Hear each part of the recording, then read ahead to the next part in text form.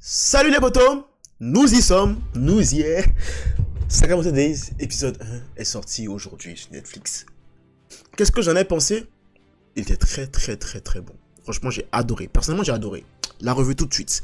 Donc déjà, d'entrée de jeu comme ça, tel passé le Sakamoto et tout. Et la première claque que moi j'ai, c'est pas le visuel, mais ce sont les OST. Si déjà d'entrée de jeu, ils nous sortent des OST incroyables comme ça, franchement, je vous dis, ça va être bien, ça va être du bon. En tout cas, niveau OST, je pense que on sera vraiment très gâtés. Pour ceux qui aiment les OST clairement dans les animés, on sera très gâtés. Parce que l'OST qui nous ont sorti lors du flashback là, du début pour côté de l'histoire de Sakamoto là, génial, c'était bien. Mais même la scène en elle-même du passé de Sakamoto, elle est incroyable, hein, le jeune Sakamoto, tranquille, pépère et tout, qui éclate des gens sur son passage. Franchement, les scènes sont incroyables, visuellement c'est bien animé, moi perso je trouve. On y reviendra un peu plus tard au niveau de l'animation, mais les premières images étaient vraiment très bien, très belles et tout. Puis là, bon, on arrive et tout, justement, au moment présent où Sakamoto s'est marié, il a eu une enfant, puis il s'est laissé, il s'est un peu laissé aller si tu veux. Et du coup, voilà, il a sa shape, sa forme actuelle. Forme actuelle qui, je ne sais pas si c'est un clin d'œil au coach dans Slam Dunk. Je sais qu'il y a beaucoup de blagues par rapport à ça et tout. On dit que c'est le coach de Slam Dunk, ouais, bien sûr, mais je suis curieux de savoir en fait si c'est vraiment un clin d'œil, si c'est un réel clin d'œil en fait, ou c'est juste que bon, voilà, le character design ça a donné que c'est ça.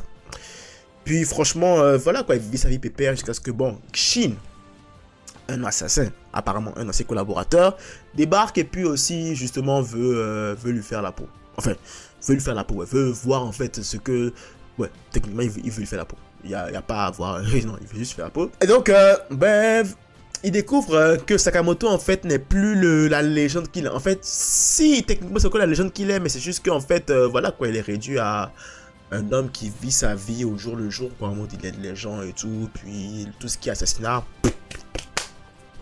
plus rien du tout. Plus rien du tout, puis la vie d'assassin en fait c'est vraiment genre, il est vraiment retraité de la vie. Genre il est vraiment retraité de la vie d'assassin et tout. Puis là du coup, c'est comme Shin se dit, ah mais en fait finalement c'est une blague et tout, genre le mec il n'est plus ce qu'il était avant. Sauf que bien sûr il a compris que Sakamoto est quand même encore aussi fort qu'il était avant parce qu'il est capable de tuer juste par la pensée. Genre le mec il pense à comment te tuer déjà et puis tu le sens. Après je pense que Shin en fait a lu dans les pensées de Sakamoto. Mais le mec en fait quand quelqu'un lui cherche des noises ou quand il veut neutraliser quelqu'un, il a déjà en fait 50 000 manières de te tuer plusieurs fois en fait. Et ça c'était vraiment juste incroyable. Puis là t'as Shin justement qui peut lire dans les pensées, apparemment c'est son super pouvoir à lui, le télépathe et tout. Donc là il a essayé à plusieurs reprises, dont plusieurs reprises, il a essayé 2 fois. Dans la deuxième fois qui pour moi était quand même assez lunaire maintenant que je regarde l'anime, il y a des détails que j'avais oublié de le manga parce que tu sais quand tu lis un manga genre tu fais juste enfin tu scrolls et tout, puis il y a des détails auxquels tu ne fais pas attention, mais quand tu regardes l'anime comme ça c'est dans ta face, tu te dis mais sérieusement là. Quand il est entré dans le combini de Sakamoto et qu'ils ont commencé à se taper, à se tirer dessus et tout, je pense qu'il y avait la fille et la femme de Sakamoto à côté et pas de réaction, rien du tout et tout le tralala, non. Rien du tout. Donc c'était normal pour eux. Genre, après peut-être qu'eux aussi ils ont fait en sorte qu'ils ne se soient pas rendus compte. Le scénario en fait a fait qu'ils ne se soient pas rendus compte, mais c'était quand même. Attends un peu, là les gars sont en train de se tirer dessus presque, puis là t'as personne qui réagit et tout. Bref, Sakamoto a réussi à neutraliser Shin avec des bonbons pour la toux, des élastiques. En fait, Sakamoto c'est la version premium plus de Tao Pai Pai en fait dans Dragon Ball. Il peut te tuer avec n'importe quoi, mais il préfère te neutraliser, c'est le plus important. Donc il neutralise Shin et tout, puis après il lui montre en fait une facette de Sakamoto qu'il ne connaissait pas, genre la gentillesse, l'humanité et tout. Malgré que Shin a voulu le tuer, et bien Sakamoto l'invite quand même à dîner et tout le tralala. Puis il lui dit reviens quand tu veux en fait, reviens quand tu veux mon petit, reviens quand tu veux. Sauf que là Shin va voir ses patrons, et là on va parler de ses patrons là parce que encore une fois un détail que j'avais omis de le manga, quand je vois l'anime je me dis bah attends c'est quoi ce délire. Et donc Sakamoto a mis un mouchard pour justement surveiller Shin. Et donc, pourquoi je dis Xin? C'est pas Xin de Kingdom, c'est Shin. Shin tout court. Et donc, Shin était surveillé par Sakamoto et Shin allait rendre compte justement à ses patrons. En mode, ouais, je peux pas tuer Sakamoto et tout, je peux pas le tuer. Genre, je peux juste pas le tuer, genre, je peux pas le faire. Au pire des cas, je vous donne ma vie. mais laissez Sakamoto tranquille. Genre, le mec, il a une vie normale maintenant, il est vraiment bien et tout. Et je commence à comprendre en fait pourquoi est-ce qu'il a laissé de côté la vie d'assassin. Et les gars lui disent, mais attends, mais tu te fous de nous là. Et là, bien sûr, le mec, il lui fait genre, ok, vas-y, tranquille, tu meurs, puis on laisse Sakamoto. Puis là, il pense dans sa tête en mode, ouais, vas-y, dès que tu meurs, on va l'attaquer Sakamoto. Et là, Shin a compris, puis il a commencé la contre-attaque. Et avant de continuer, comment ça, c'est les patrons de Shin et ils ne sont pas au courant que Shin peut lire de les pensées? C'est quoi ce délire là en fait? Et déjà, hein, comment est-ce que ces gars-là sont les patrons de Shin? Après, peut-être que c'est parce que j'ai lu le manga et tout, et que vraiment, genre, je suis vraiment avancé dans le lore et dans les personnages de l'anime. Peut-être que c'est ça aussi qui altère mon jugement, mais quand je regarde, c'est quand je me dis, bah, à quel moment ces gars-là sont en train de me dire que c'est les patrons de Shin, quoi. Genre, pourquoi? Juste pourquoi, en fait? Ils valent rien du tout, puis le gars, même, il a oublié que le mec lit dans les pensées, puis il a des pensées comme ça, I don't know where. Bref, Shin essaie de se défendre, il se retrouve de la merde.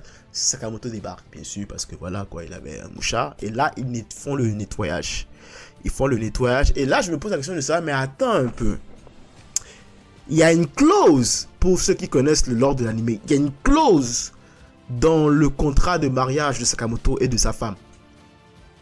Et il me semble qu'il vient de violer cette clause-là dans cette scène-là avec les mecs, hein, mine de rien. Genre, je ne veux pas trop dire parce que voilà, les gens ne sont peut-être pas au courant. Après, je sais pas si ça a été dit dans les trailers et tout, je sais pas. Mais il y avait une clause. Et il me semblait que justement, en fait, son but était en fait de respecter cette clause-là, en fait, de ne plus jamais faire telle chose, tu vois. Et là, il me semble qu'il l'a faite, hein. On va pas me dire que non, il me semble qu'il l'a faite. Il me semble qu'il l'a fait. Après, peut-être qu'on me dira après, dans l'épisode après, que voilà, ils ont été des trucs là. J'ai juste allé relire le premier chapitre. Parce que justement, cet épisode, il adapte juste le premier chapitre du manga. Donc, j'ai juste allé le relire pour confirmer que c'est les mêmes événements du manga qui sont arrivés dans l'anime. Confirmation, c'est correct, c'est les mêmes événements. Mais du coup, il a violé, hein. Il a violé le règlement. On est d'accord, hein. Après, c'était pour sauver Shin. Il n'avait pas le choix. Donc, moi, c'est juste le fait qu'en fait, il y avait une clause dans son contrat que il n'a pas respecté. Pourtant, je pense même que le corps du personnage, en fait, genre, l'essence du personnage, en fait, c'est justement de respecter cette clause-là, tout en protégeant ses proches. Donc, bref, en tout cas, on verra par la suite et tout. Puis, après avoir sauvé Shin, il lui propose justement de quitter cette vie-là aussi. En mode, enfin, quitter cette vie-là, en tout cas, de commencer à embrasser la vie normale, quoi, tu vois, genre, tranquille, travailler, avoir un job, tout travail et tout. Puis, il l'embauche. Il lui paie même pas genre $5 de l'heure, c'est incroyable. Il lui paie vraiment genre des miettes, mais bon. En tout cas, il lui dit, laisse ta vie d'assassin, laisse tes millions que tu avais en tuant des gens, puis viens travailler dans une supérette avec moi au calme. Oublie l'argent, genre l'argent c'est rien, oublie l'argent, juste viens travailler avec moi. Viens avoir une vie normale avec moi. Tu seras payé de la merde, mais style, vas-y, tu vas quand même pouvoir vivre avec moi et tout tranquille. Et le mec accepte, parce que c'est Sakamoto qui a demandé, c'est son idole et tout, puis il a vu à quel point la vie de l'assassin a eu des impacts très positifs sur Sakamoto. Donc il se dit, ok, il va essayer. Donc là, voilà, c'est comme ça que Shin est devenu l'assistant de Sakamoto. Et fin de l'épisode. Très sympa, très sympa. Tu vois même que Shin aussi commence à aimer hein, ce style de vie là.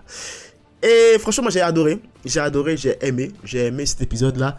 Et après l'épisode, je me suis posé la question de savoir, est-ce que j'aurais continué si j'avais regardé de l'anime seulement, si j'avais commencé comme la plupart comme certaines personnes avec cet épisode 1 là, est-ce que ça m'aurait donné envie de continuer? Parce qu'en vrai, c'est comme ça si tu juges une œuvre, hein. C'est à quel point en fait le premier épisode te captive. Alors, il y a les séries qui ont vraiment genre mis la barre très haute au niveau du premier épisode qui captive. Death Note, Attack on Titan, pour ce que j'ai de mémoire, il y a des épisodes. Akame ga Kill aussi avait quand même fait un bon truc en matière de premier épisode qui accroche. Mais moi perso, ouais, l'épisode n'était pas aussi accrocheur, mais ça donne envie de regarder. Ça donne très envie de regarder, ça donne envie de continuer, c'est très sympa, un scénario sympa, classique un peu, on va dire, un ancien assassin qui va avoir une vie normale, mais que le passé rattrape et tout, donc on va voir comment il va jongler entre vie normale et vie d'assassin qui le rattrape. Donc, tu me diras, c'est un peu classique, mais en même temps, ça a son originalité.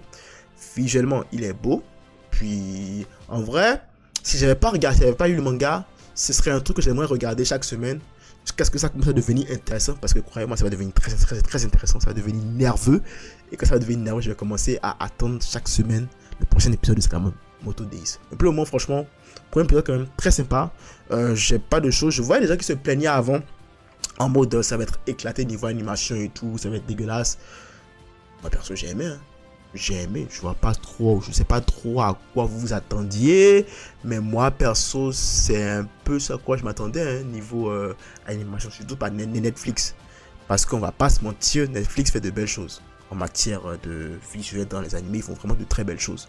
Vraiment, ils sont en train de petit à petit dominer le game là, on va pas se mentir. Mais bon, à la semaine prochaine, je pense que les vraies choses vont commencer la semaine prochaine. Et puis le vrai véritable test, ce sera vraiment genre un vrai combat là. Un vrai combat, pas sans Sakamoto contre des mecs lambda là. Genre Sakamoto ou bien Shin contre un gars solide quoi. Un gars solide. Et je pense que mon gars sûr débarque la semaine prochaine. Et ça j'ai hâte. J'ai quand même hâte de le voir. Voilà, c'est tout ce que j'avais à dire pour cette revue du premier épisode de Sakamoto Days. Vraiment très sympa. Hâte de pouvoir regarder ça chaque semaine et de pouvoir le débriefer ici. Si vous avez aimé la revue, n'hésitez pas à liker, commenter, ça fait toujours plaisir. Si vous n'êtes pas encore abonné, abonnez-vous, ça fait encore plus plaisir. Pour les nouveaux, je me présente, je suis le geek d'à côté et ici dans ma chaîne, je parle d'animé, de manga et tout ce qui a rapport avec. C'est vraiment relax, on en parle genre tranquille. Je suis tout aussi passionné d'animé que vous, so enchanté. On se retrouve très vite pour une nouvelle vidéo. D'ici là, prenez tous soin de vous et de vos proches. C'est tout pour moi. À la prochaine.